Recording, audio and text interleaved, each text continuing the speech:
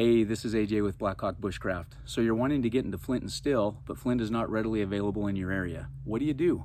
Well, before you spend your money on flint and overpriced starter sets, stick around and I'll discuss and demonstrate some options that might work well for you. No flint, no problem.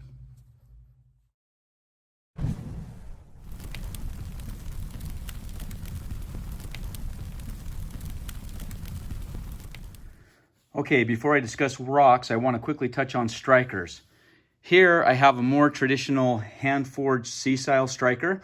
I also have a laser cut striker and bow drill combo. Both are made from high carbon steel and both work great. Just make sure that whatever you go with is made from high carbon steel. The great majority of carbon steel strikers out there will work very well, and there's a large variety out there to choose from. So if you're starting out for flint and steel, or starting out with flint and steel and decide to purchase anything, purchase a good striker. Whether traditional or laser cut, you'll probably be somewhere around $10 to $14 for a striker. You can then learn to make your own char cloth for free and then let Mother Nature provide the rocks and tinder sources for you. As far as what I use to throw sparks, if you don't have access to actual flint, there's a lot of options to choose from that are very easy to find. Well, mostly easy to find, especially when it comes to quartzites.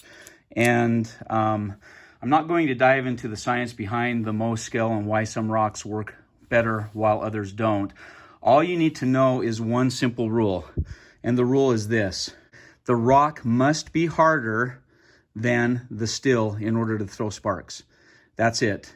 And if you find a piece of rock that fractures easily and fractures in the way that it will have sharp edges, it should scratch glass easily, and then you should know that you're in good shape. If you're still not sure, then just pick up the rock and try it with your striker. You'll be surprised how easy it is to find rocks that will throw sparks from a steel striker. Okay, so here I've got a collection of rocks and I want to talk about them. The first is this, okay? And many neighbors around here have used a variety of multicolored rocks, reds, yellows, purples, blues, gray for their landscaping, okay? So that's what this is, yellow, have a little bit of kind of purple gray. This one's more with yellow and white, okay? And this so happens to be jasper. And I'm familiar with jasper and I've used it before for flint and steel. So I asked one of the neighbors if I could take a few pieces from his Mohs strip, which he was happy to share. And jasper works great for driving sparks. Okay, that's the first one. The second one is when we purchased our house, we had to do some terracing, and so we brought in several ton of landscape boulder from a local rock quarry, which is all quartzite. Okay, this is a rust-colored quartzite that I broke off from a smaller chunk near our garden, and I actually harvested several shards for flint and steel. Quartzite is a great choice for flint and steel. Okay, it throws sparks very easily. Let's get a sharper edge. There we go. Okay, and here's another piece of quartzite right here. Okay,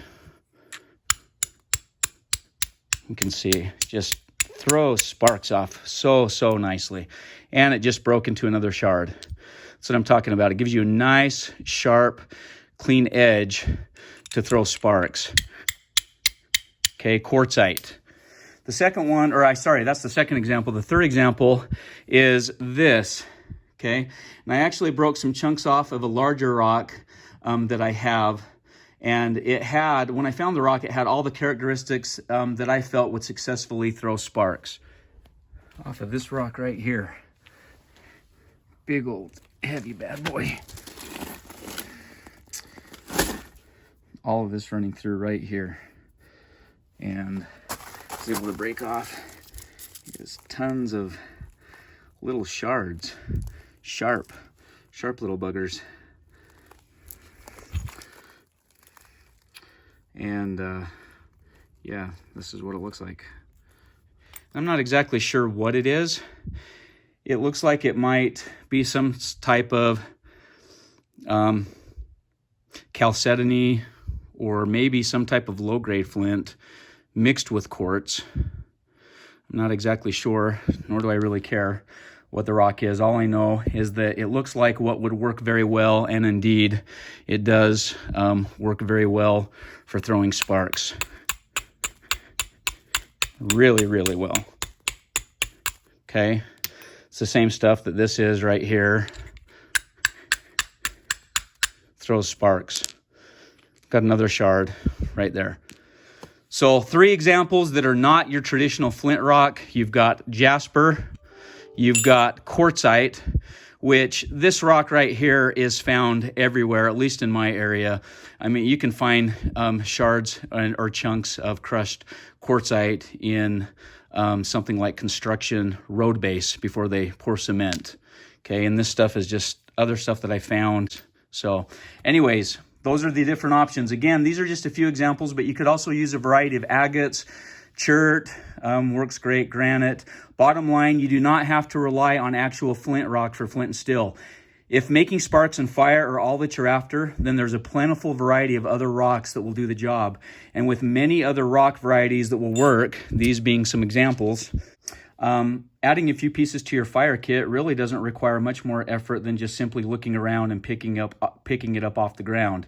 If you're starting out with flint and steel, I hope that you found this video helpful. Please like and subscribe, and please feel free to share your comments down below.